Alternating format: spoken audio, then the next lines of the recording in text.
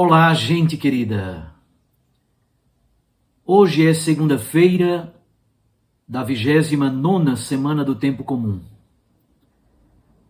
A igreja hoje celebra a memória de Santo Inácio de Antioquia, bispo e mártir. E eu agradeço imensamente a sua companhia. Juntos vamos meditar a Santa Palavra de Deus. Jesus trata, mais uma vez, no Evangelho de Lucas, sobre temáticas relativas a bens materiais. Quero agradecer a você que me acompanha pelo nosso canal do YouTube Dom Paulo Jackson, ou por meio da Rádio Maria, ou ainda por meio dos podcasts. O texto do Santo Evangelho é de Lucas, capítulo 12, versículos 13 a 21. Vamos ao texto. Naquele tempo, alguém do meio da multidão disse a Jesus: Mestre, dize ao meu irmão que reparta a herança comigo.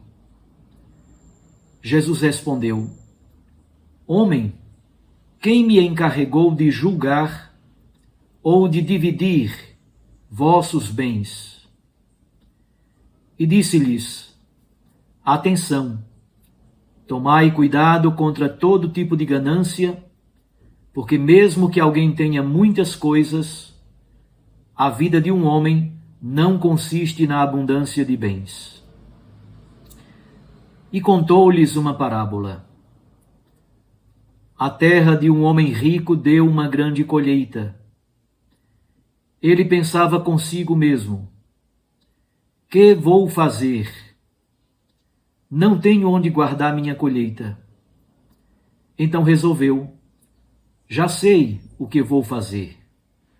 Vou derrubar meus celeiros e construir outros maiores. Neles vou guardar todo o meu trigo, junto com os meus bens. Então poderei dizer a mim mesmo: meu caro, tu tens uma boa reserva para muitos anos. Descansa, come, bebe, aproveita. Mas Deus lhe disse: louco, ainda nesta noite pedirão de volta a tua vida. E para quem ficará o que tu acumulaste? Assim acontece com quem ajunta tesouros para si mesmo, mas não é rico diante de Deus. Palavra da salvação.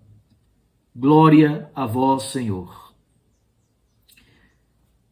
Minhas irmãs e meus irmãos, alguém da multidão cobra a Jesus algo que parece ser muito justo. Tudo indica que aquele homem foi vítima de uma injustiça por ter sido negligenciado na repartição da herança. A herança estava vinculada diretamente ao mandamento do honrar pai e mãe. A terra era exatamente a certeza da continuidade do nome da família. É interessante perceber que Jesus, embora certamente reconheça a importância da causa colocada por aquele homem, muito provavelmente reconheça a retidão da pessoa que lhe suplica, Jesus não se coloca numa atitude de juiz, repartidor de herança. Antes, Jesus conta uma parábola para falar do perigo da ganância e do acúmulo de riquezas, temas que são muito característicos do Evangelho de Lucas. A riqueza e o apego a ela, para Jesus, no Evangelho de Lucas, é a raiz de muitas escravidões. O rico da parábola é um bom exemplo de alguém que perdeu o senso de confiança na providência de Deus. Perdeu o respeito pela própria consciência e pelo outro. Passou a confiar apenas nos bens materiais.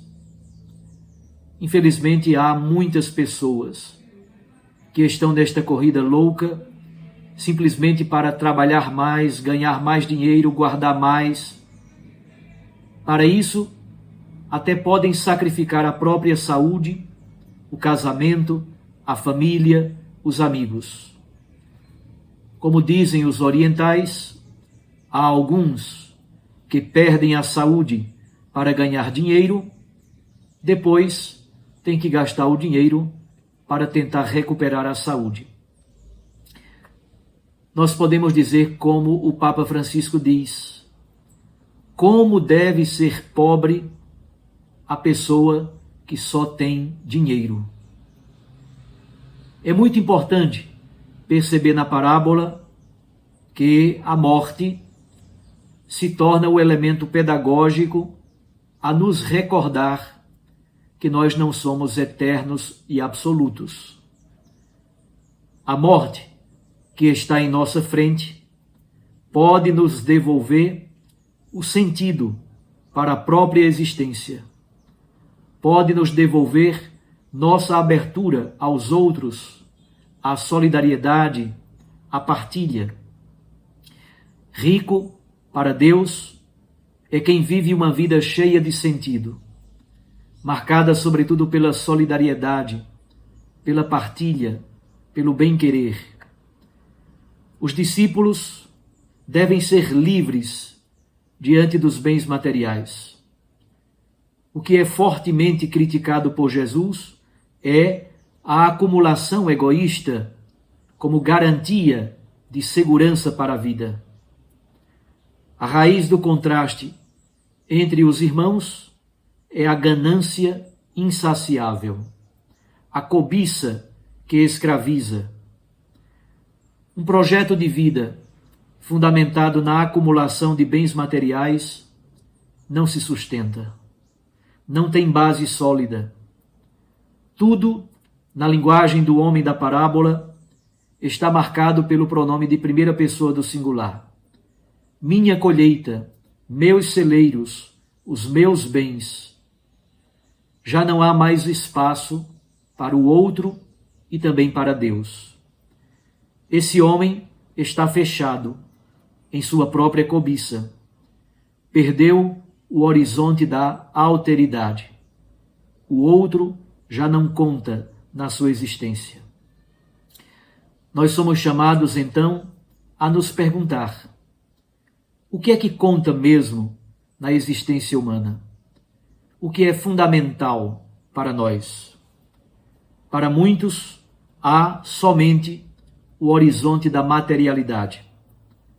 O ideal de vida é somente comer, beber, aproveitar, curtir e comprar. Comprar mais e mais. E, sobretudo, acumular quinquilharia dentro de nossas casas.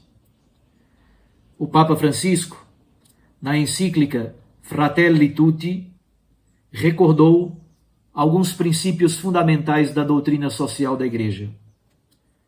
O Papa, ao constatar que a política se torna cada vez mais frágil perante os poderes econômicos transnacionais, isso está no número 12, constata também que partes da humanidade parecem sacrificáveis em benefício de uma seleção que favorece um grupo humano digno de viver sem limites.